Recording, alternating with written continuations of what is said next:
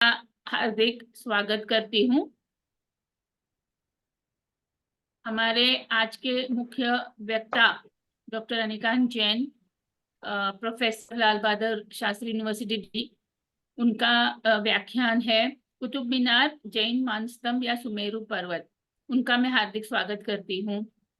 हमारे इस व्याख्यानमाला के निर्देशक है डॉक्टर नरेंद्र भंडारी। सब उन्हें जानते हैं, महान वैज्ञानिक है इसरो से। इस सेशन के अध्यक्ष है doctor manual Joseph. He is retired ASI के उपाध्यक्ष के रूप में he is retired. Special guest मुख्य अतिथि के रूप में पीसी जैन है जयपुर से। बहुत विद्वान जैन अभ्यासु है और खूब जाने माने विद्वान है। और इस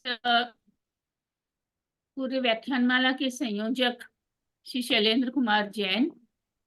इन सबका मैं स्वागत करती हूँ और सारे जो सुनने वाले श्रोता है उन सभी का भी मैं हार्दिक स्वागत करती हूँ। तो ये 6 व्याख्यान हुए हैं काफी जाने माने विद्वानों के द्वारा। और अब मैं मंगलाचरण से शुरू करके बाद में हम हमारे वक्ता डॉक्टर अनिकांत जी से रिक्वेस्ट करेंगे आज की व्याख्यानमाला आज के गेस्ट एज अ लेक्चर वो दें। नमो अरिहंताणम, नमो सिद्धाणम, नमो आयर्याणम, नमो वज्राणम, नमो लोय सव्वसाहुणम, एसो पंच नमुक्कारो सव्व पाव पणासणम, मंगलाणंच सव्वेसिं परमं हवै मंगलम।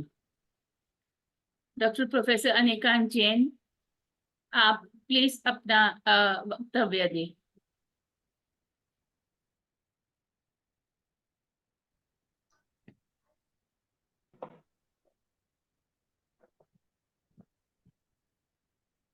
नमो जिणाणम अनंत धर्मेणस्तत्वं पश्यन्ति प्रत्यगात्मनः अनेकांतमयी मूर्ति नित्यमेव प्रकाशता। मैं आज के इस महत्वपूर्ण सेशन में आप सभी का स्वागत करता हूं। हमारे आज के सेशन में हमारे जीएस के निदेशक डॉक्टर नरेंद्र भंडारी जी,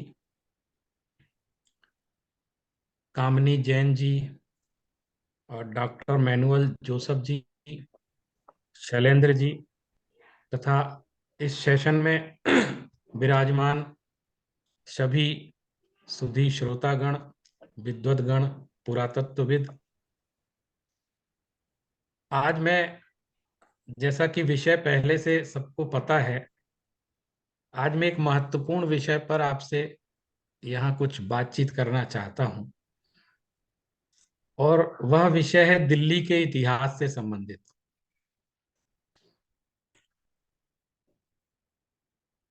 छोटी सी भूमिका बताकर मैं अपनी बात प्रारंभ करूंगा कि लॉकडाउन के दौरान जब विश्वविद्यालय वगैरह बंद थे, क्लासें ऑनलाइन संचालित हो रही थी और थोड़ी थोड़ी गतिविधियां प्रारंभ हुई थी, उसी दौरान मॉन्यूमेंट अथॉरिटी ऑफ इंडिया से मेरे पास एक फोन आया कि हम 1 महीने के अंदर एक दिन का एक सम्राट अनंगपाल पर नेशनल कॉन्फ्रेंस करने जा रहे हैं और हम चाहते हैं कि आप इसमें आए और जैनिज्म का व्यू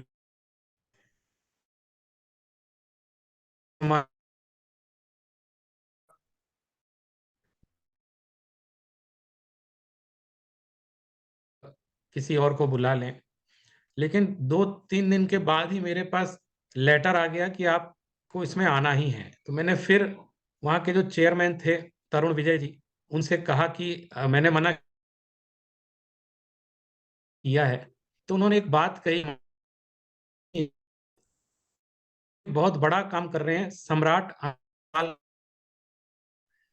दिल्ली में कभी कुछ हुआ नहीं, लोग जानते नहीं है और हम लोगों ने इसकी बहुत तैयारी की है। तो हम एक कॉन्फ्रेंस कर रहे हैं और हमें पता है कि उसका अगर आप इस मेरी बात हर्ट कर गई और मैंने फिर चारों तरफ से सामग्री एकत्रित करना प्रारंभ की। और मैं फ्रैंकली बात कहना चाहता हूं कि कभी कभी कोई बलात्कार करवा लेता है, जैसे कहते हैं कोई देव शक्ति होती है। मैं यहाँ कुतुब मीनार के मेहरौली है वहां पर, और अभी वर्तमान में स्थल छतरपुर है, वहां पर रहता हूँ। मैं कुतुब मीनार कई बार भ्रमण के लिए गया हूँ, लेकिन इस बार जो हमारी दृष्टि थी वो बिल्कुल भिन्न। व्यक्ति नहीं हूं, लेकिन मैं जैन शास्त्रों को मैं पढ़ा है और उसका मैं विद्यार्थी हूं। उस आधार मैंने उस अध्ययन प्रारंभ किया और मैंने देखा कि कितनी बड़ी संपदा जैन परंपरा की वहाँ विद्यमान है। मैं क्रम से आपको उस चर्चा को आगे बढ़ाते हुए मैं अपनी पीडीएफ शेयर करके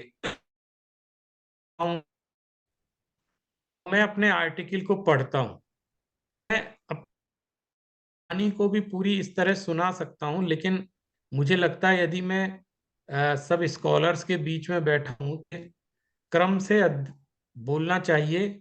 अगर मैं ओपनली बोलूंगा तो विषयांतर भी हो सकता है, इसलिए मैं क्रम से आर्टिकल के माध्यम से अपनी बात कहूँ ताकि पूरी बात मैं कह सकता हूँ।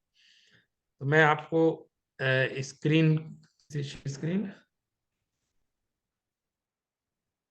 मुझे परमिशन दीजिए अब इसकी स्क्रीन शेयर करने की।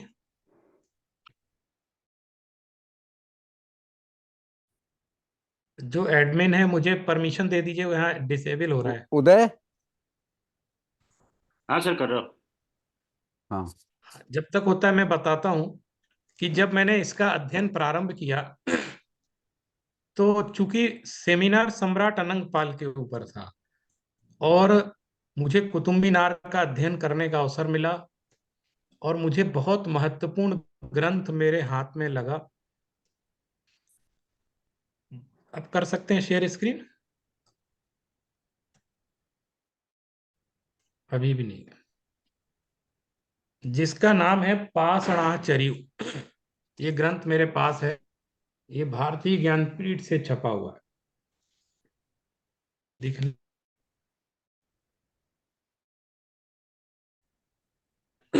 पोस्ट बना दो ना। ये पाषाणाचर्यु नाम का जो ग्रंथ है, श्रीधर विभुत श्रीधर नाम के कवि ने, जो अपभ्रंश के कवि थे, इन्होंने इस ग्रंथ की रचना की थी और ये 11वीं 12वीं शताब्दी के कवि हुए हैं।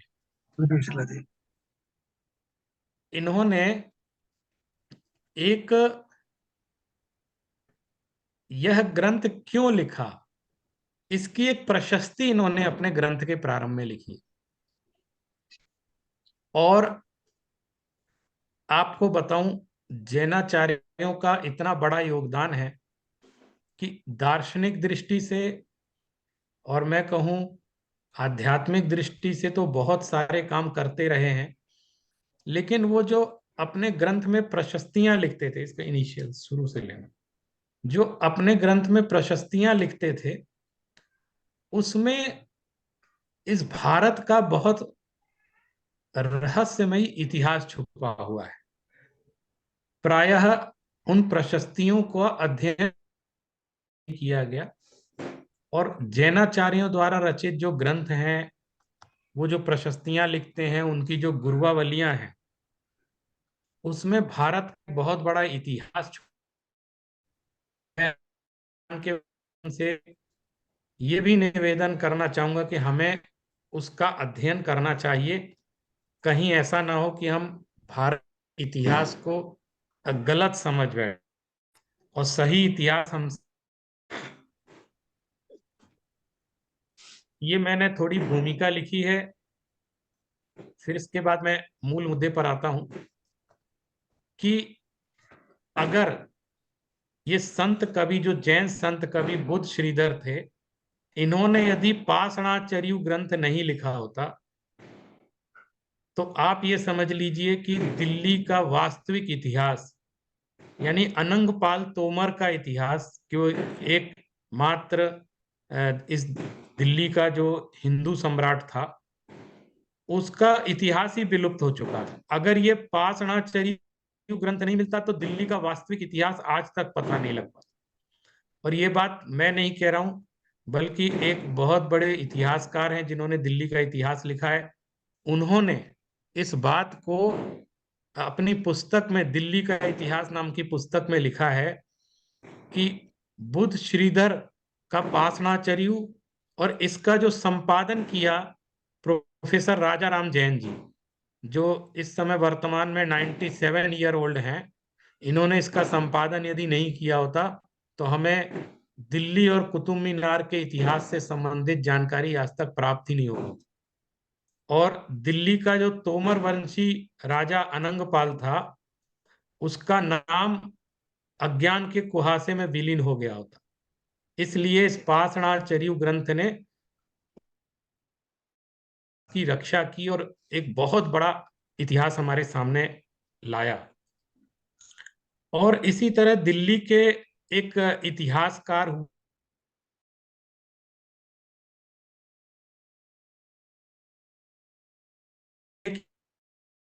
लगभग पल्लवित होता रहा, और इनका जो प्रथम संस्थापक था वो अनंगपाल था।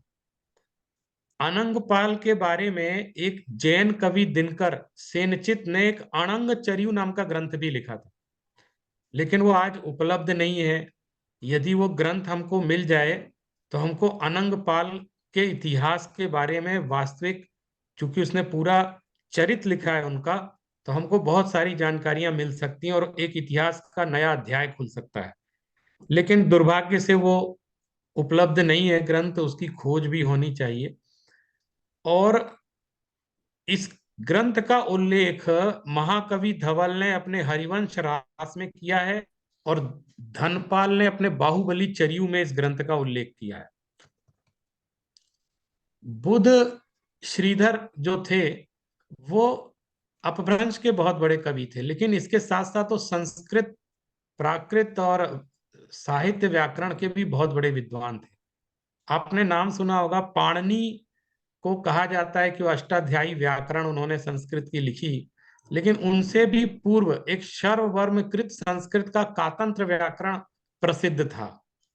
तो ये जो कवि थे वो कातंत्र व्याकरण के इतने अधिक रसिया थे कि जब वो दिल्ली में प्रवेश करते हैं और दिल्ली का वर्णन करते हैं अपनी प्रशस्ति में, तो सबसे पहले वो उसका उच्चारण करते हैं ढिल्ली, जो दिल्ली का प्राचीन नाम है। और आप देखें, प्राचीन नाम ढिल्ली ये इसी ग्रंथ में मिलता है कि पहले दिल्ली को ढिल्ली बोला जाता।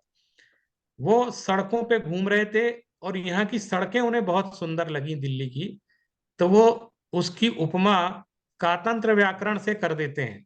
वो कहते हैं कातंत एव पंजी समिद्धु, माने जिस प्रकार कातंत्र व्याकरण अपनी टीका से समृद्ध है, उसी प्रकार ढिल्ली के पदमार्ग भी समृद्ध है। तो ये जो कवि हैं ये अभूतपूर्व कवित्व शक्ति के धनी थे, और इन्होंने, ये चूंकि बड़े घुमक्कड़ प्रवृत्ति के थे, और इन्होंने एक चंद्रप्रभ चरित की भी रचना की थी, 8वें तीर्थंकर चंदप्पह चरियु अपभ्रंश भाषा में। तो इन्होंने अपनी प्रशस्ति में जो कहानी लिखी है वो बड़ी रोचक है, उसको मैं बताना चाहता हूँ। वो कहते हैं कि मैं घूम रहा था और चंद्रप्रभ चरित लिखते लिखते थक गया, और मुझे घूमने की इच्छा हुई अपनी थकान मिटाने के लिए, तो मैं यमुना नगर से होते हुए ढिल्ली आ गया और मैं यहाँ घूमने लगा। और फिर पूरी की पूरी कहानी का वर्णन यहाँ पे करते हैं कि मैं यहाँ आया तो थक गया, और थक करके मैं एक जगह विश्राम करने लगा। तो जब मैं विश्राम करने लगा तो एक अनजान व्यक्ति मेरे पास आया और मुझसे पूछने लगा आप कौन हैं और कहाँ से आए हैं। तो मैंने उनसे कहा कि मैं एक कवि हूँ और मैं चंद्रप्रभ चरित लिख रहा था, और जब मेरा पूर्ण हो गया, मैं बहुत थक गया, तो मैं घूमने लगा और घूमते हुए आज मैं यहाँ आ गया हूँ। तो उसने वो परिचय देता है कि मैं एक कवि हूँ। और वो आगे बढ़ते जा रहे थे। कहते हैं कि अपना देखिए, जो मैं वर्णन लिखा है यहाँ पे वो उन्हीं के शब्दों में है कि मैंने चौड़ी चौड़ी सड़कें देखी, सुंदर सुंदर, और विशाल विशाल ऊंची अट्टालिकाएं देखी। मैं खुश होकर घूम रहा था। तो जो वे व्यक्ति था जो उनसे पूछता है कि आप कौन हैं, वो प्रश्न करता थे अल्हड़ साहू। और आपको बताऊं, अल्हड़ साहू अनंग पाल के राज्यसभा के एक सम्मानित सदस्य थे। ये जैन थे और बहुत संपन्न व्यक्ति थे। तो ये उस समय का जो अनंगपाल तोमर तृतीय था, उसके राज्यसभा में थे। तो उसने कहा कि अरे आप कवि हैं, तो मैं आपको सलाह देता हूं कि आप जब दिल्ली आए हैं तो आप यहाँ के नगर सेठ नट्ठल साहू जी से मिलिए। ये नट्ठल साहू जैन थे और दिल्ली के नगर सेठ थे। तो कहते हैं कि जब उन्होंने नगर सेठ की उपाधि सुनी कि वो बहुत बड़े नगर सेठ हैं, तो वो घबरा गए। कहने लगे कि मैं उनके पास नहीं जाऊंगा, क्योंकि मैं इन अमीर लोगों को जानता हूं। ये लोग कवि लोगों का सम्मान नहीं करते हैं, और अगर उनके पास जाओ भी तो ये धन के मद में इतना वो रहते हैं कि ये कवियों को घर से बाहर भी निकाल देते हैं। ऐसा वो उनसे कहते हैं। देखिए, वो गाथा भी लिखी है, अमरिस धरणीधर सिर विलग गणर सर्व तिख मुह कर्ण लग। ऐसे करके वो सारी बातें वो यहाँ पे कह रहे हैं। फिर कहते हैं कि वो जो नट्ठल साहू के यहाँ जाने से मना कर देते, लेकिन अल्हड़ साहू ने एक बात उनसे कही कि आप गलत समझ रहे हैं। नट्ठल साहू बहुत बड़े धर्मात्मा व्यक्ति हैं और बहुत अच्छे ज्ञानी लोग, पंडित लोगों का, कवियों का सम्मान करते हैं। उन्होंने यहाँ पर ऋषभ देव की प्रतिमा की प्रतिष्ठा करवाई है यहाँ पर दिल्ली में। और उस उन्होंने एक नाभे मंदिर बनवाकर शिखर के ऊपर पंचरंगी झंडा भी फहराया है। एक नाभे जिनालय का, नाभे का अर्थ है आदिनाथ, जो नाभि के पुत्र हैं। तो एक हमने पंचरंगी वहां पे शिखर बनवाया, पंचरंगी झंडा भी फहराया है। ऐसा क्या कहा उन्होंने नट्ठल साहू के बारे में। नट्ठल साहू ने बात अपनी स्वयं अल्हड़ साहू के साथ जब वो गए तब उन्होंने वहां पर बताई। आपको ये उदाहरण बताऊं, जब इसके पहले भगवान महावीर का निर्वाण महोत्सव मनाया गया था पहले, 1900 कितने 76 या 77 जब भी मनाया गया, उस समय ये निर्धारण करना था कि जैनों की ध्वजा कौन सी हो। और इस निर्धारण के लिए आचार्य विद्यानंद महाराज जब सबके संगति में सब निर्णय करवा रहे थे, तो उस समय शास्त्र प्रमाण खोजने में आया कि कौन सा शास्त्र प्रमाण है ये पता लगे कि जैनों की ध्वजा पंचरंगी होती है। तो उस समय ये उद्धरण काम आया था जो यहाँ लिखा है कि उस समय मंदिर बनवाकर उस पर पंचरंगी ध्वजा फहराई गई। तब से जैन ध्वज के रूप में, चाहे दिगंबर हो चाहे श्वेतांबर, सभी जगह आप पंचरंगी ध्वजा जैनों की ध्वजा के रूप में विख्यात हो गई। उसके पहले ये ध्वजा ऐसी विख्यात नहीं थी, ना एक सिंबल के रूप में मानी जाती। फिर वो कहते हैं कि उन्होंने यहाँ पे चंद्रमा के धाम के समान 8वें तीर्थंकर चंद्रप्रभ स्वामी जी की मूर्ति भी स्थापित करवाई। ये किसने? नट्ठल साहू जी ने करवाई। तो जब ये वो कहने लगे तो उन्होंने उन कवि महोदय से निवेदन किया कि मैं, मेरे स्वाध्याय के लिए आप पाषाणाचर्यु माने पार्श्वनाथ चरित भी रचने की कृपा करें।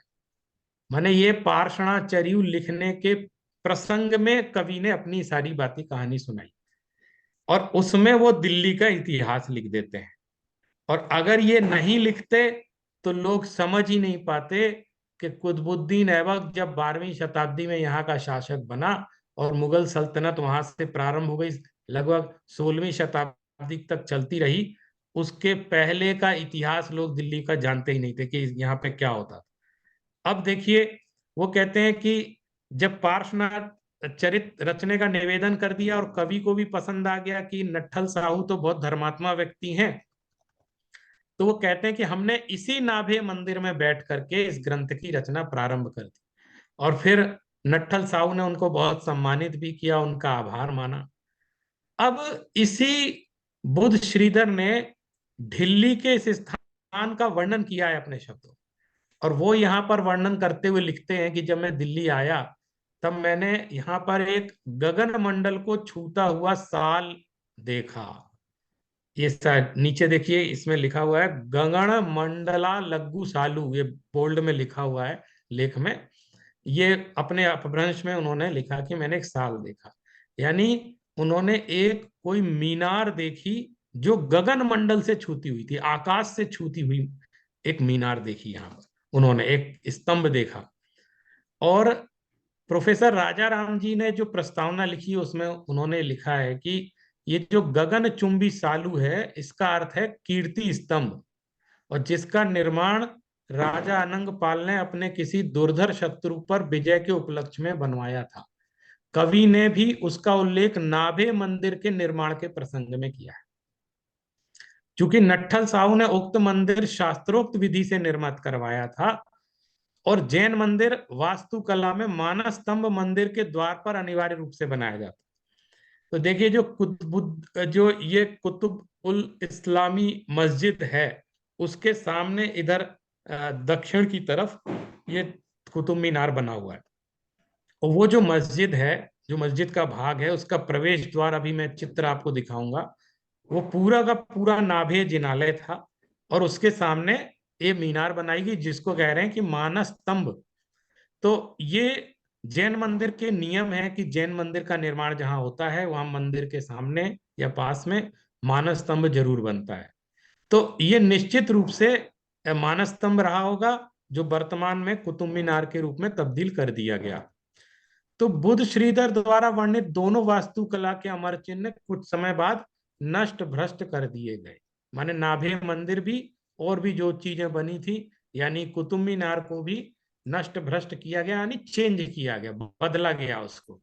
माने मीनार जो मानस स्तंभ था उसके ऊपर कुछ ना कुछ लगा लगा के, अभी आप आए कभी देखे, देखा ही होगा कुतुब मीनार, उसमें अरबी भाषा की टाइल लगी हुई है, यानी उसकी रिपेयरिंग की है, उसको सुधारा है, और अरबी भाषा में। और उसका भी कोई मतलब निकल के नहीं आता, कई लोगों ने कहा, लेकिन फिर भी वो लगी हुई है तो वो ऐसा लगता है। अब मैंने चर्चा की कि बाद में परवर्ती कालों में मानव स्मृति से सब ओझल हो गया, सब लोग भूल भाल गए कि यहाँ कुछ और भी था। लेकिन इतिहास के विद्वान जिनका नाम मैंने पहले भी कहा, पंडित हरिहर निवास द्विवेदी, ये इन्होंने बुद्ध श्रीधर के ही संदर्भों को उल्लिखित किया, और उन्होंने भारतीय इतिहास के अन्य संदर्भों के आलोक में गंभीर विश्लेषण किया, और कहा है कि जो बुद्ध श्रीधर गगन मंडला लघु सालू कह रहे हैं वो कुछ और नहीं, वही कुतुब मीनार है जो कुतुबुद्दीन ऐबक ने जो अनंगपाल तोमर ने कीर्ति स्तंभ के रूप में बनाया था। और जब कुतुबुद्दीन ऐबक दिल्ली का शासक बना तो उसने नाभे जैन मंदिर को तोड़ दिया, अन्य मंदिर भी बहुत सारे 27-28 यहाँ पर मंदिर थे उनको तोड़ा, और उसके बाद उसने कुतुबुल इस्लाम मस्जिद का निर्माण करा दिया। और विद्वान, बहुत सारे विद्वान ये मानते हैं कि जो कुतुबुद्दीन ऐबक था, इसके पहले लगभग 500 वर्ष पहले से यहाँ पर ये मीनार स्थित थी, ऐसे बहुत सारे विद्वान अभी भी मानते हैं। ये देखिए चित्र है, ये जैसे ही ये जो मस्जिद है, मैं इसका कुतुबुल इस्लाम मस्जिद है, इसमें जब प्रवेश करते हैं तो मुख्य द्वार पर ये, बस मुख्य द्वार पर, नहीं थोड़ा छोटा ही करो इसको, पढ़ना भी ये चित्र, ये बनी हुई है, शिलालेख है, ये अरबी भाषा में लिखा हुआ है, और इसे कुतुबुद्दीन ऐबक ने लिखवाया था। तो आपको ये प्रूफ करने की जरूरत नहीं है कि यहाँ पे पहले मंदिर था और फिर मस्जिद, ये उसने खुद ही एक प्रकार से, जैसे वो शासक था तो दादागिरी, उसने खुद लिख दिया कि यहाँ पे मंदिर तोड़ के मैंने मस्जिद बनाई। तो वो उसका सबसे बड़ा प्रमाण तो उसने खुद ही लिख दिया। उस अरबी भाषा का जो शिलालेख है उसका अनुवाद मैं आपको बता देता हूँ।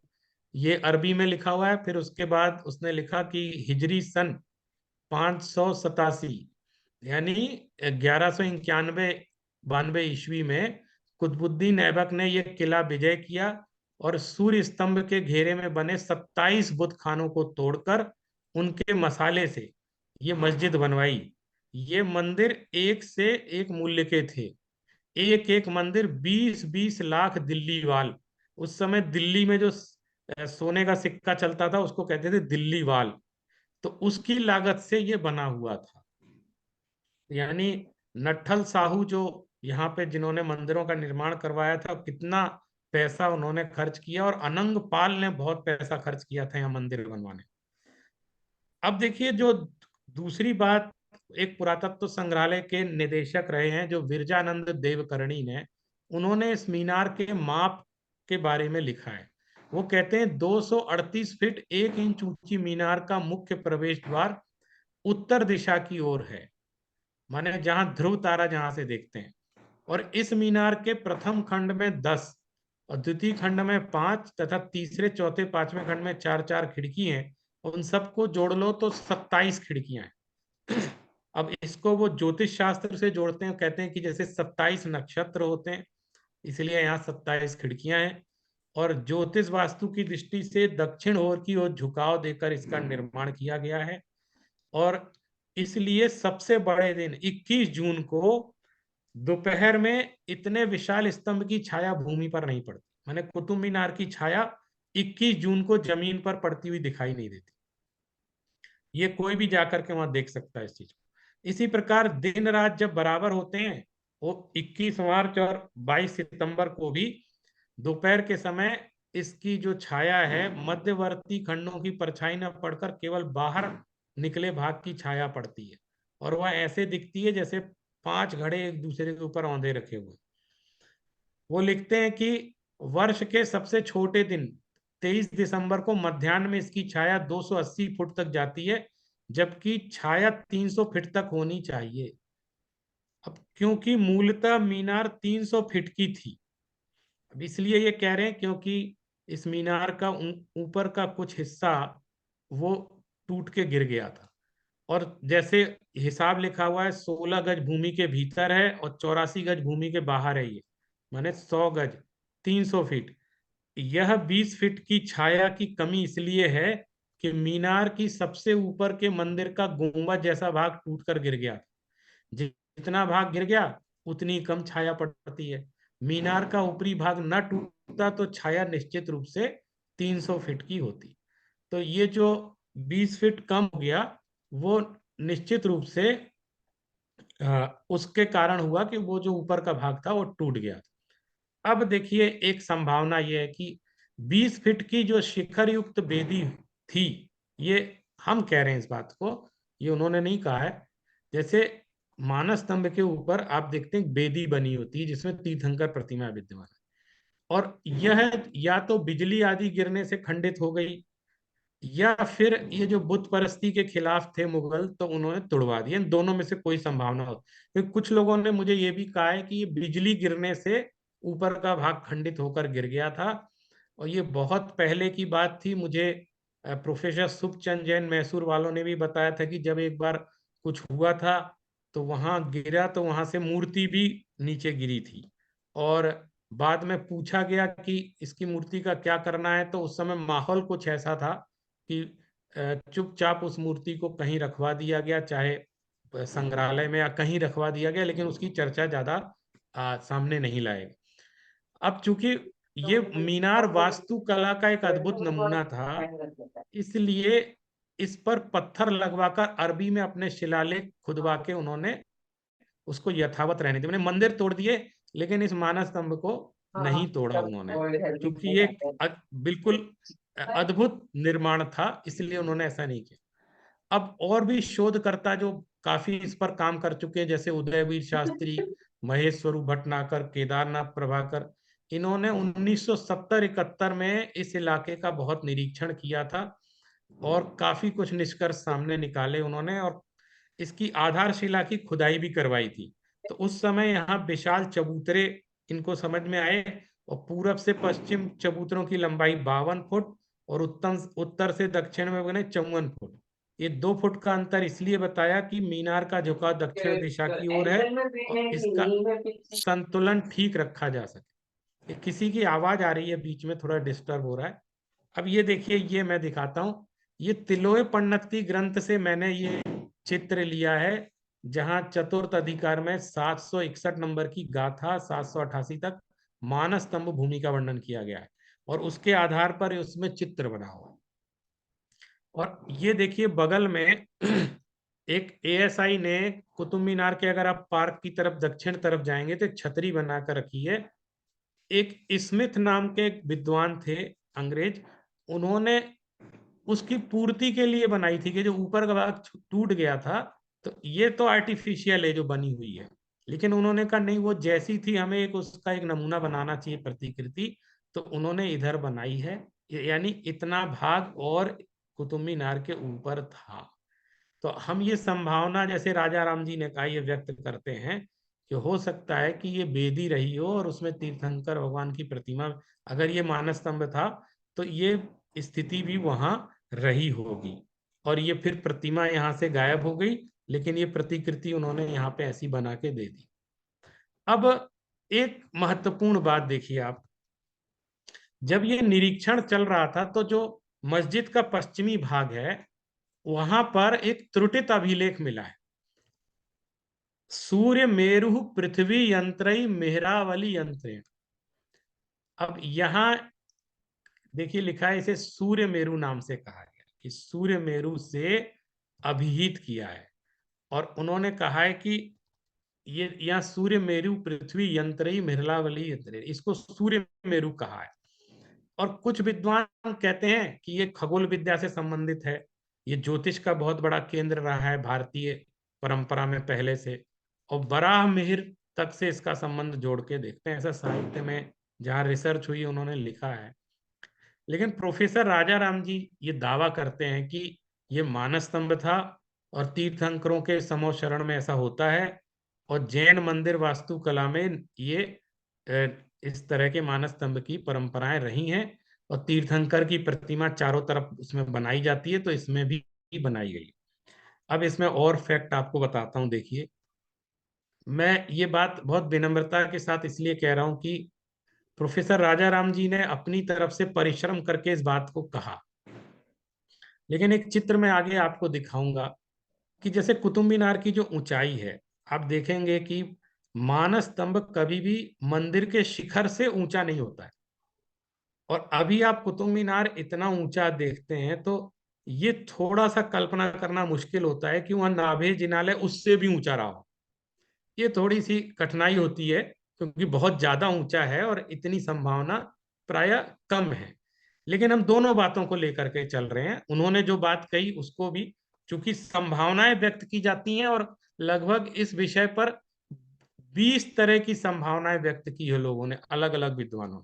और जब कई तरह की संभावनाएं देखी तो हमको जो संभावना नजर आ रही है वो भी मैं बताना चाहता हूं कि मुझे, क्योंकि मुझे प्रमाण मिल रहे हैं, तो एक उसमें दोनों तरह की बातें हो सकती हैं, लेकिन मेरे पास उसको जस्टिफाई करने के लिए तर्क भी है, और मेरे पास शास्त्र के भी प्रमाण हैं, और वहां का जो अभिलेख मिला है वो भी मेरे पास प्रमाण। अब देखिए हरिवंश पुराण में सुमेरु पर्वत के 25 नाम गिनाए, जिसमें ये सूर्याचरण विख्याति ही सूर्यावर्ता स्वयं प्रभा इत्थम सुरु गृहचेति लब्ध वर्ण सवर्णित। यानी सूर्याचरण, सूर्यावर्त, स्वयं प्रभ, सूर्यगिरी। यानी आपको पहले मैंने देखा है, ये देखिए सूर्य मेरु शब्द है ना, तो सूर्य मेरु पृथ्वी यंत्रई, ये अभिलेख त्रुटित अभिलेख वहां पे मिला हुआ है। अब अगर आप सुमेरु, सुमेरु हम लोग हिंदी में बोलते हैं, सुमेरु हर जगह लिखा भी है, लेकिन उसका नाम सूर्य मेरु भी है, जैसे सूर्याचरण विख्याति। तो हम जैन आगमों में सुमेरु पर्वत का वर्णन किया गया है, हम सभी जानते हैं। और एक संक्षिप्त सा वर्णन, बहुत लंबा चौड़ा वर्णन है, लेकिन मैं हल्के में उसको यहाँ बता देता हूँ कि वो 1 लाख योजन विस्तृत थाली के समान गोलाकार है। एक चित्र भी मैंने यहाँ दिखाया है, और ये इसमें 2000 कोस यानी 4000 मील माने गए हैं, अर्थात जम्बू द्वीप 40 करोड़ मील विस्तार वाला है।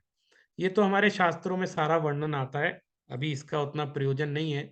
लेकिन अभी देखिए नीचे लिखा है कि सबसे नीचे भद्रशाल वन है, इसमें बहुत सुंदर उद्यान बगीचे हैं, नाना प्रकार के सुंदर वृक्ष फल फूल लगे हैं।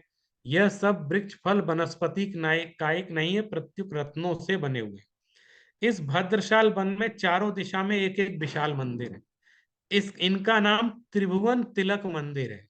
अब ये जो मैं बात बोल रहा हूँ, एक एक शब्द आप याद रखिएगा, इसको आगे जाकर के मैं इससे जोड़ू। इनमें 108 जिन प्रतिमाएं विद्यमान, जितने जिन मंदिर है।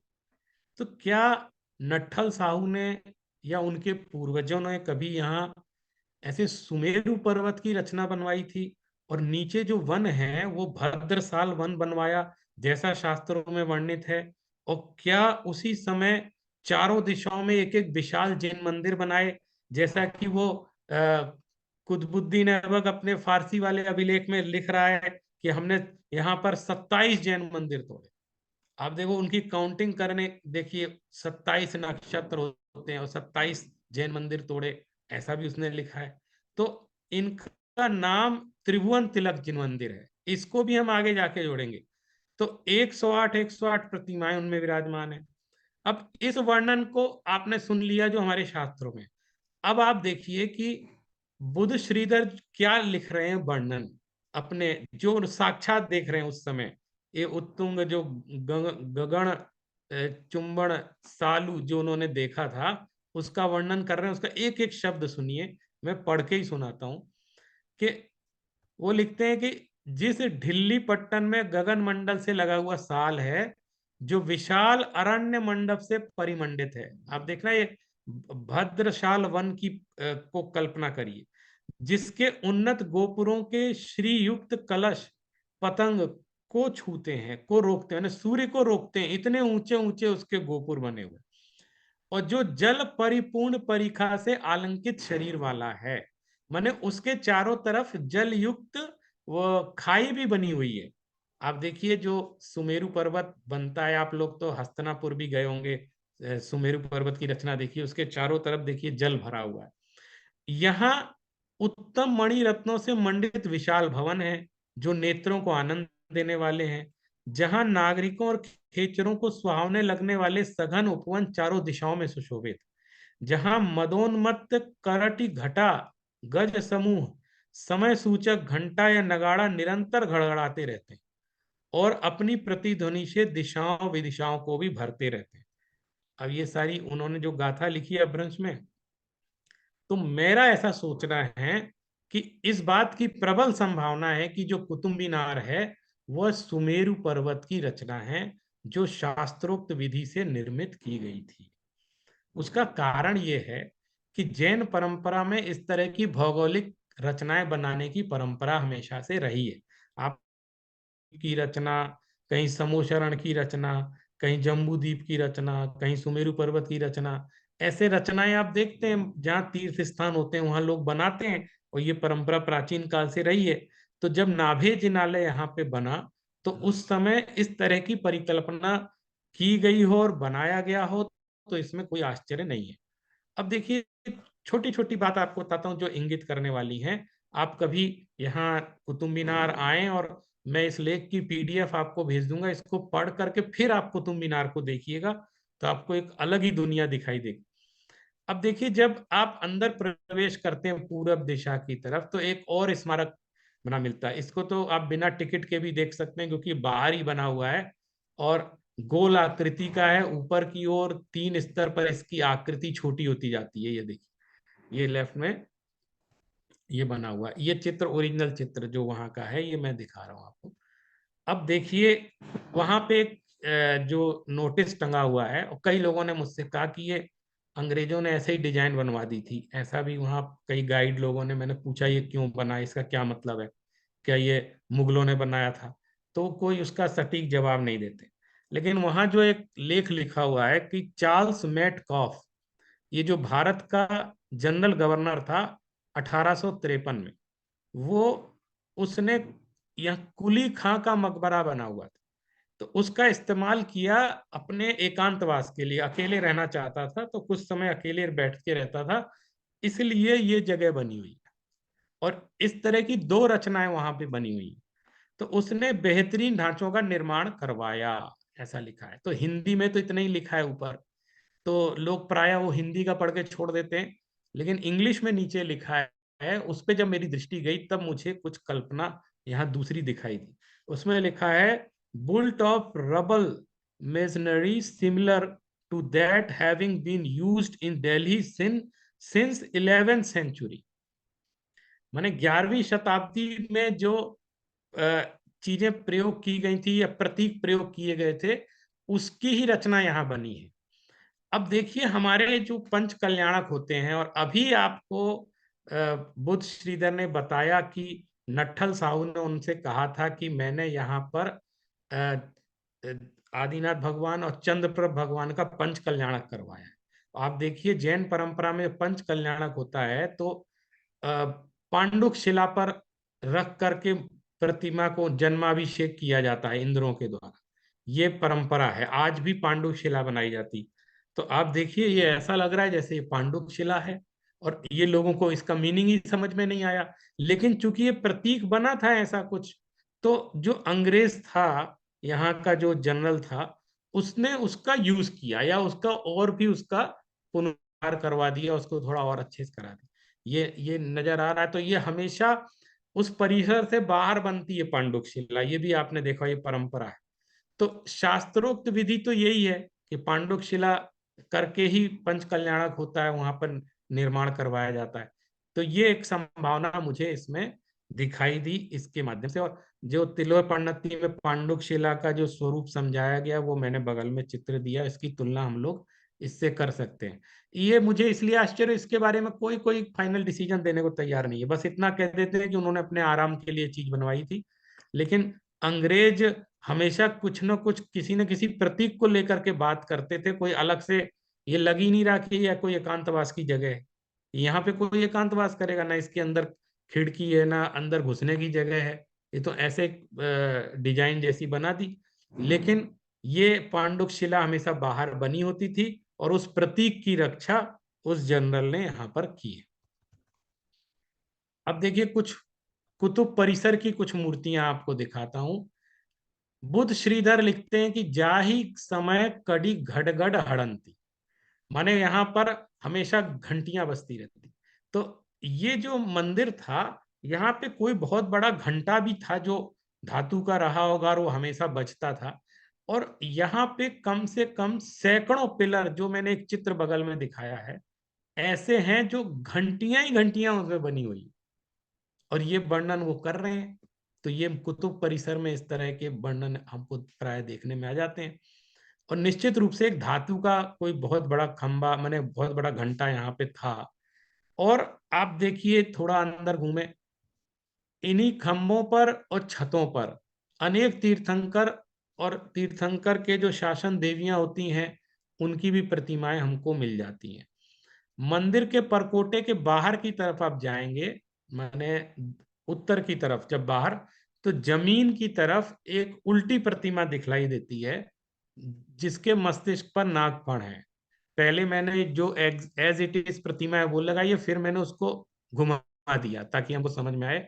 और इसके मस्तिष्क पे नागफण है।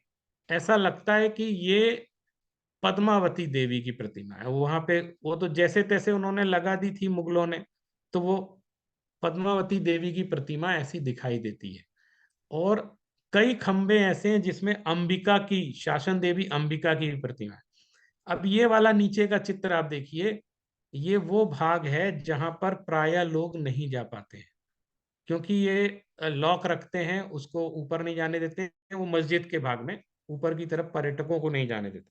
लेकिन जब मैं गया तो मेरे साथ डॉक्टर शिशिर जैन भी थे, और मॉन्यूमेंट अथॉरिटी ऑफ इंडिया से उनको भेजा गया था मेरे साथ, ताकि कोई रोक टोक ना हो। तो उनके कारण हम यहाँ गए। और बाद में मैं, जो हमारी संस्कृति मंत्री हैं मीनाक्षी लेखी जी, मेरे इस आर्टिकल को सुनने के बाद मुझे बुलाया गया कि आप यहाँ आइए और आपके साथ हमको घूमना है। तो तरुण विजय जी जो चेयरमैन थे, और मीनाक्षी लेखी जी जो संस्कृति मंत्री हैं, और भी बहुत सारे लोग मेरे साथ, इन्होंने पूरा कुतुब मीनार का भ्रमण किया और मैंने सारी चीजें समझाई। डॉक्टर शिशिर जैन भी साथ में थे। तो वो लोग आश्चर्यचकित रह गए इस चीज को देख। ये देखिए मंदिर में जो ऊपर का भाग होता है ये यथावत है, इसको इन्होंने चेंज नहीं किया, क्योंकि ये तोड़ देते तो ढांचा ही गिर जाता। बीच का भाग तो उन्होंने तोड़ा है, लेकिन जो गेट के बगल में दोनों तरफ बने हुए हैं इसमें कोई जा नहीं पाता है। अंदर जाके छत की तरफ देखिए, तीर्थंकर की प्रतिमाएं पद्मासन में भी हैं और खड्गासन में भी, ये उसमें बनी हुई हैं। माने एक पूरा मंदिर है। अब देखिए, एक तीर्थंकर की प्रतिमा, पार्श्वनाथ भगवान की प्रतिमा लेफ्ट में आप देखें, ये बनी हुई है। और इसी तरह ये जो प्रतिमा एक बगल में खंबे पर है, ये बड़ी प्रसिद्ध भी हुई है। ये प्रतिमा, एक पिलर ऐसा मिला जिसमें चारों तरफ ये प्रतिमा बनी हुई। ये जैन तीर्थंकर कुटी में चारों दिशाओं में ये प्रतिमा बनी हुई है। और यहाँ प्रतिमा से चित्र लें तो कुतुब मीनार का चित्र भी एक साथ आ जाता है। ये देखिए, जैन शासन देवी अंबिका की भी प्रतिमा है। और ये एक पिलर के बगल में खड्गासन में तीर्थंकर की प्रतिमा साफ दिखाई दे रही है, ये जो कुतुब मीनार परिसर में, ये भी बड़ी इंपॉर्टेंट है। ऐसे मेरे पास बहुत चित्र हैं, मैं और भी दिखाऊंगा। लेकिन मैं, उन्होंने क्या किया, अनंग पाल तोमर की बहुत प्रशंसा की है बुद्ध श्रीधर ने। और उन्होंने एक सरोवर का उल्लेख भी वहां पर किया है कि उस अनंग नाम का एक विशाल सरोवर भी है। आप थोड़ा सा मंदिर, वो मस्जिद की तरफ से पीछे की तरफ, महरौली के उस तरफ जाएं तो वहाँ एक अनंग पाल सरोवर भी बना हुआ है लाल कोट में। वहां भी हम लोग भ्रमण करते हुए गए थे। मीनाक्षी लेखी जी भी साथ में थी, सब लोग गए थे। मणि जी भी साथ में थे, जो बहुत बड़े पुरातत्वविद हैं। हम लोगों ने उसको वहां पर देखा था। और वो प्रशंसा करते हुए लिखता है उनकी, किसकी, अनंगपाल की, कि ये नारायण श्री कृष्ण के समान है। और ऐसे हैं जो राजा त्रिभुवन पति प्रजाजनों के नेत्रों के लिए तारे के समान है, कामदेव के समान है। मैंने ऐसे ऐसे करके बहुत बड़ी प्रशंसा की। तो इसको वो राजा त्रिभुवन पति भी कह रहे हैं। आपको ध्यान होगा, मैंने जब सुमेरु पर्वत का वर्णन किया तो उसमें त्रिभुवन तिलक मंदिर ऐसा उल्लेख आया था। तो आप देखिए, जो उपमाएं राजाओं को दी जाती हैं वो उनके कार्यों के आधार पर दी जाती हैं। तो उसने वो त्रिभुवन तिलक मंदिरों का निर्माण वहां पर करवाया, उसमें सहयोग दिया, इसलिए कवि उनको त्रिभुवन पति कह करके संबोधित कर रहा है। अब एक देखिए, नरनाथ की संज्ञा भी उन्होंने दी, रण राहु प्रसिद्धु अनंग वालु, अनंगपाल को। और उसके बहुत उसकी गीत गाए उन्होंने कि ये पृथ्वी को जीत लेता है और कितना बड़ा सम्राट है। खैर, अब मैं कुछ विमर्श योग बिंदु पे आपका ध्यान आकर्षित करना चाहता हूँ। एक तो आप कुतुब मीनार और उसके आसपास महरौली, और बहुत लंबा इलाका है, मैंने, कुतुब मीनार तो बहुत छोटा है। 27 जैन मंदिर, ऐसा नहीं है, उतने उतने स्थान पे बने, बहुत बड़े विशाल स्थान पर बने हुए थे। और यहाँ पर एक उसी परिसर से जड़ता हुआ एक दादाबाड़ी भी बनी हुई है, उसके बगल में भी पुरातत्व तो बहुत बिखरा पड़ा है। तो जैन मंदिरों को तोड़कर उसकी सामग्री से बनाया है सारा का सारा, इसमें कोई आश्चर्य नहीं, उसके प्रमाण हमारे सामने है। अब एक चीज है कि कुतुब मीनार शब्द जो है वो क्यों, क्योंकि अरबी में ध्रुव तारे को कहा जाता है। और जब ये अरबी भाषा का प्रचलन चल रहा था, और जो भी भौगोलिक संरचना होती है उसका कई बहुमुखी उपयोग भी किया जाता है, तो लोग ध्रुव तारे का अध्ययन करते थे इस पर खड़े होकर। तो इसलिए जिस मीनार पर चढ़ करके कुतुब का अध्ययन होता है, यानी ध्रुव तारे का अध्ययन होता है, उसको कुतुब मीनार कहते हैं, इसलिए इसका नाम कुतुब मीनार पड़े। लेकिन चूंकि बाद में वो शासक कुतुबुद्दीन ऐबक आया, उसके नाम के साथ भी कुतुब जुड़ा हुआ था, तो ये चीज बड़ी आसानी से जोड़ दी गई कि कुतुबुद्दीन ऐबक ने कुतुब मीनार का निर्माण करवाया, जबकि ये बिल्कुल गलत बात है। कुतुबुद्दीन ऐबक ने कुतुब मीनार का निर्माण नहीं करवाया था, क्योंकि अगर वो ऐसा करता तो वो अपने फारसी के शिलालेख में ये जरूर लिखता कि मैंने यहाँ पर इसका निर्माण करवाया है। लेकिन उसने मीनार के निर्माण का उल्लेख वहां पर नहीं किया। उसने ये जरूर कहा मैंने इतने मंदिर तोड़े और मैंने यहाँ पे मस्जिद बनाई है। और सूर्य मेरु के चारों तरफ, यानी वो इसको भी वो सुमेरु समझ रहा है, सूर्य मेरु कह रहा है, और कह रहा है उसके चारों तरफ जो मंदिर बने थे उनको तोड़ करके मैंने यहाँ पे वो बनाया। तो वो बना हुआ था पहले से, इसलिए वो उसको लिख रहा है। अगर वो इतनी बड़ी इमारत खुद बनवाता तो ये लिखता कि इसका निर्माण मैंने करवाया। लेकिन ये भ्रम चारों तरफ फैल गया कि कुतुब मीनार कुतुबुद्दीन ऐबक ने बनवाया था, जबकि ऐसी बात नहीं। और अ, ये तो सारी बात हमने कह दी, लेकिन बुद्ध श्रीधर एक बात कहते हैं कि ये जो गगनचुंबी स्तंभ है, अब आप इसको मानस स्तंभ भी कह सकते हैं, सुमेरु पर्वत भी कह सकते हैं, लेकिन चूंकि अरबी के शिलालेख में बात साफ लिखी है कि सूर्य स्तंभ के घेरे में बने मंदिरों को तोड़ा है, ये बात साफ लिखी है उसके कुतुबुद्दीन ऐबक के अरबी वाले शिलालेख। तो सूर्य स्तंभ कौन था? सूर्य स्तंभ माने सूर्य मेरु, सूर्य मेरु माने सुमेरु, उससे ये बात साफ नजर आती है। और उसके चारों में विशाल जिन मंदिर हैं, जो त्रिभुवन तिलक मंदिर हैं, और अनंगपाल तोमर को वो राजा त्रिभुवनपति तिहुवन वही नाम से संबोधित कर रहा है। तो वो त्रिभुवन मंदिर जो बने थे उनके ही नाम से उसने राजा को भी संबोधित करते कह दिया। तो ये सारी बातें, बहुत सारी बातें बोलने के लिए हैं। एक घटना आपको ध्यान होगी, 1981 में तब तक इस मीनार के अंदर ऊपर तक लोग जाते थे, और स्कूल के बच्चे भी जाते थे, टूर जाता था, लोग ऊपर तक जाते थे। लेकिन एक घटना 1981 में वहां भगदड़ मच गई, और बहुत सारे लोग मर गए थे, और उसके कारण से तब से वहां ताला लगा दिया गया, और किसी को कुतुब मीनार के अंदर ऊपर तक नहीं जाने दिया जाता है। लेकिन उस समय जब भगदड़ मची थी, तो वहां पर अंदर की कई टाइलें टूट गई थी जो ऊपर से लगी हुई थी, उसके अंदर से भी जिन प्रतिमाएं बहुत सारी निकली थी। और ये इस बात का उल्लेख 1981 की अखबारों में, उसकी कटिंग भी मेरे पास है, उल्लेख हुआ था। मेरे पिताजी ने वो कटिंग सुरक्षित रखी थी, प्रोफेसर फूलचंद जी ने, कि आ, वो कटिंग मेरे आज काम आई है। उसमें ये लिखा था कि बहुत सारी जैन मूर्तियां इसमें से निकली। तो मुझे विश्वास है कि पुरातत्व विभाग के पास वो प्रतिमाएं सुरक्षित होंगी।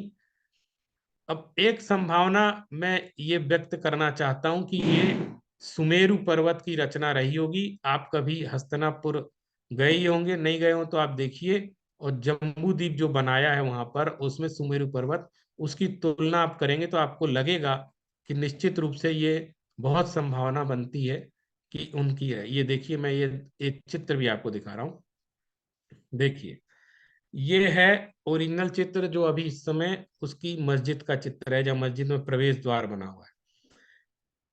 अब ये देखिए, बगल में तिलोय पंडिती के ग्रंथ में जैसी अ, अ, धूलिशाल कोट और उसका तोरण द्वार का वर्णन है, अब बिल्कुल ऐसा लगता है कि इसी को देख करके बनाया गया। इसी तरह एक कोट बना हुआ है, चारों तरफ दीवार बनी हुई है वहां पे। और अब ये जो बीच का भाग है, इसके बगल में ये मीनारें दिख रही हैं आपको चार, ऐसे लग रहा है ये पूरे वो बने हुए हैं, जैसे पंचमेरु बनते हैं उस तरह का मेरू बना हुआ है। तो ये सब तोड़ दिए गए। और मैंने किसी इतिहासकार की किसी किताब में पढ़ा था कि ये लिखा था कि यहाँ सिर्फ एक मीनारें नहीं थी, पहले बहुत सारी मीनारें थी, वो सब तोड़ दी गई। लेकिन ये इतनी अद्भुत ऊंची थी कि इसको उन्होंने कहा कि इसको तो हम यूज करेंगे, इसको तोड़ो मत। अब इससे देख के लगता है, देखिए घंटियां भी लगी हुई हैं, तो यहाँ घंटा नाद भी होता था, इस तरह यहाँ भी निर्माण किया गया होगा। ये इसकी तुलना करें तो बहुत कुछ हमको पता चलता है। आप सभी गए होंगे उसके पास, अभी वर्तमान में हमारा एक अहिंसा स्थल भी निर्मित है, जो जहाँ से कुतुब मीनार स्पष्ट दिखाई देता है, जहाँ भगवान महावीर की बहुत खूबसूरत प्रतिमा स्थापित की गई है। तो मेरा तो यही निवेदन है, कुछ अगर चित्र और हैं तो मैं दिखा देता हूँ। हाँ, ये देखिए, ये चित्र मैं इसलिए दिखा रहा हूँ कि ये हमारे प्रतिष्ठा ग्रंथों में प्रमाण लिखा हुआ है, मैं उस बात की पुष्टि के लिए कि ये मानस स्तंभ है और ये मंदिर है। तो मानस स्तंभ हमेशा मंदिर के शिखर से छोटा होता है, उसका एक माप है, दो प्रकार के प्रमाण है, या तो दूसरे वाले शिखर के बराबर होता है, या इधर के, लेकिन सबसे ऊंचा जो शिखर या ध्वज है उससे हमेशा नीचे रहता है। तो अगर कुतुब मीनार को हम मानस स्तंभ कहेंगे तो थोड़ी सी समस्या हो जाएगी, क्योंकि वो मंदिर इतना बड़ा मानना पड़ जाएगा कि वो कुतुब मीनार से भी ऊंचा है उसका शिखर, जो कि व्यवहारिक रूप से संभव नहीं लगता है। लेकिन ये जो मैंने कई प्रमाण देके बात कही है कि एक सुमेरु पर्वत की रचना हो सकती है, उसकी संभावना पर अगर हम जाएंगे तो हम काफी कुछ उसके नजदीक पहुंच सकते हैं। ये देखिए, जो मेरे पिताजी ने मुझे कटिंग भेजी थी कुतुब मीनार की दीवार के नीचे खुदाई में देव मूर्तियां मिली। ये 86 की आज दैनिक आज वाराणसी में प्रकाशित हुआ था, उसमें लिखा है कि मूर्तियां मिली थी। और ये अभी जो monument authority, national monument authority में चित्र दिया है, ये वहीं से के द्वारा जारी किया गया चित्र है, जिसमें प्रथम काल लाल कोट में ये तीर्थंकर का खड्गासन चित्र बना हुआ है, ये उन्होंने जारी किया है। और ये दोनों प्रतिमाएं और भी चित्र हैं, ये जो दिखाई दे रहे हैं इसमें, ये देखिए ऊपर ऊपर के भाग में प्रतिमाएं पद्मासन में तीर्थंकर भगवान की प्रतिमा है। इसी तरह देखिए ये भी एक चित्र है, ये अलग अलग जगह के चित्र लिए हुए हैं। ये भी देखिए तीर्थंकर भगवान स्पष्ट खड्गासन पद्मासन में दिखाई दे रहे हैं। ये देखिए, ये किसी चित्रकार ने बहुत पहले कुतुब मीनार का चित्र बनाया था, बड़ा प्राचीन चित्र मुझे इंटरनेट पर प्राप्त हुआ। देखिए यहाँ पे खुद दिख रहा है, दो मीनार तो यहीं दिख रही है एक चित्र में। अगर ये सच है तो इसका मतलब है यहाँ कई तरह की मीनारें पहले रही थी, आज एक ही मीनार बची हुई है। और ये देखिए एक सूना सा भाग, एक चित्र किसी चित्रकार ने बनाया था बहुत पहले का, ये देखा मैंने। अब मैं एक दो चित्र और आपको दिखाता हूँ, ये मेरे उसमें से दिख जाएंगे डॉक्यूमेंट्स में, शेयर करेंगे। इसको शेयर बंद कर दो। एक आज, चूंकि मुझे आप सबसे बातचीत करनी थी तो मैं आज वहां गया था डॉक्यूमेंट में। अनंगपाल, अनंगपाल, ऊपर अनंगपाल। हाँ, मेरे पास कुछ आज भी मैं चित्र लेके आया हूँ। मैंने कहा आज एक बार जाता हूँ, हो सकता कुछ नई चीज मुझे मिल जाए।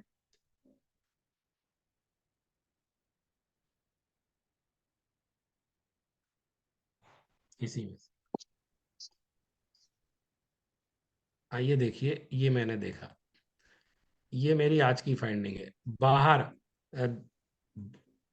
दक्षिण उत्तर उत्तर की तरफ, जब इस परिसर के उत्तर की तरफ हम जाते हैं, बाहर से देखते हैं, तो प्रायः ध्यान नहीं जाता। आज जब मैं कई बार गया तब भी मेरा ध्यान इस पर नहीं गया था, लेकिन ये देखिए, ये ऊपर जो एक एक खिड़की बनी हुई है, उसके ऊपर के भाग में देखिए तीर्थंकर की दोनों तरफ खड्गासन प्रतिमा है, और मध्य में देखिए पद्मासन की प्रतिमा बनी हुई। ये हमारे हमको स्पष्ट दिखलाई देती। वो दूसरी डालना हो तो, हाँ ये देखिए, मैं जो थोड़े बहुत चित्र हैं वो मैं दिखा दे। और नेक्स्ट, एक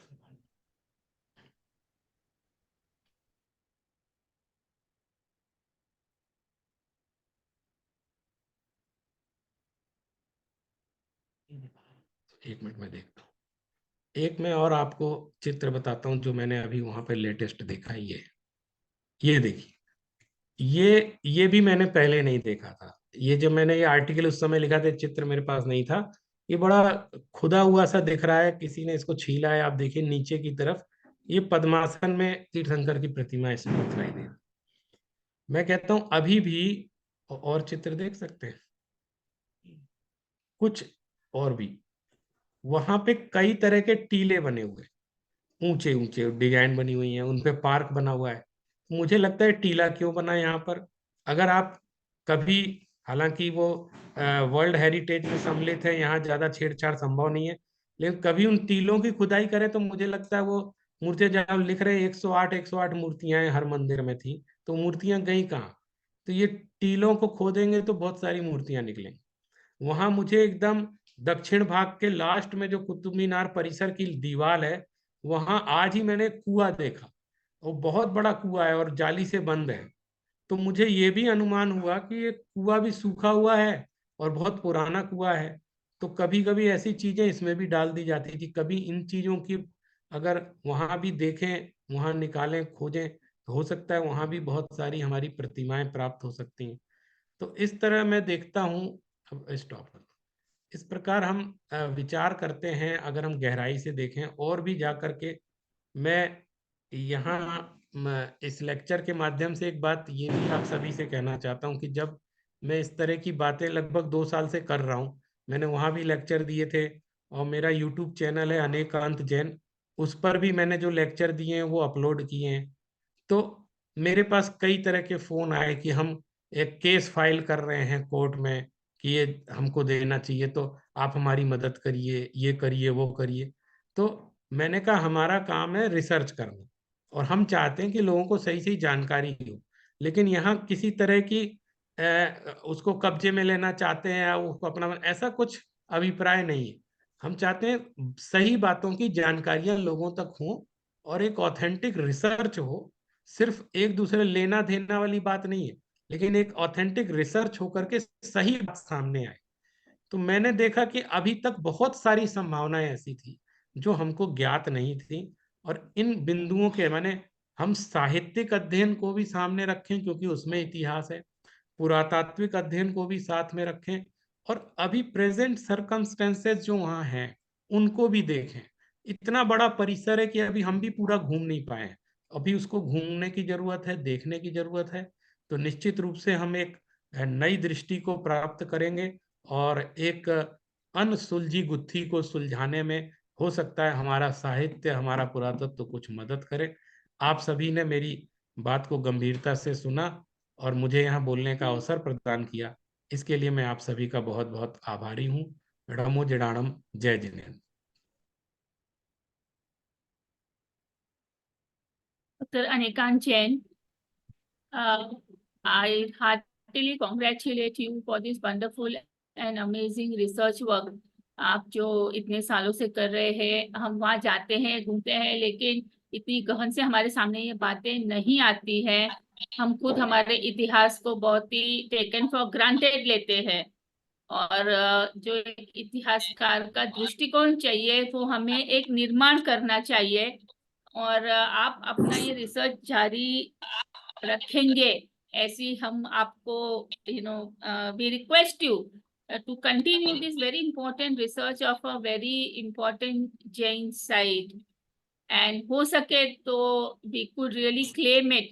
और आज जैसे जानते हैं 22 जनवरी को जैसे राम मंदिर क्लेम हुआ और एक फाइट के बाद राम मंदिर बना, वैसे शायद ये भी हो सकता है। तो anyway, we still have lot of things. Jains need to really go more deep into history, and we have lot of such images and temples in many parts of India which needs to be documented, and we need to write books, and we need the whole Jain community to support and get the ancient heritage outside. So thank you very much for throwing light on this important site and important topic. I request our special guest, Dr. P.C. Jain, to kindly say a few words. Hello.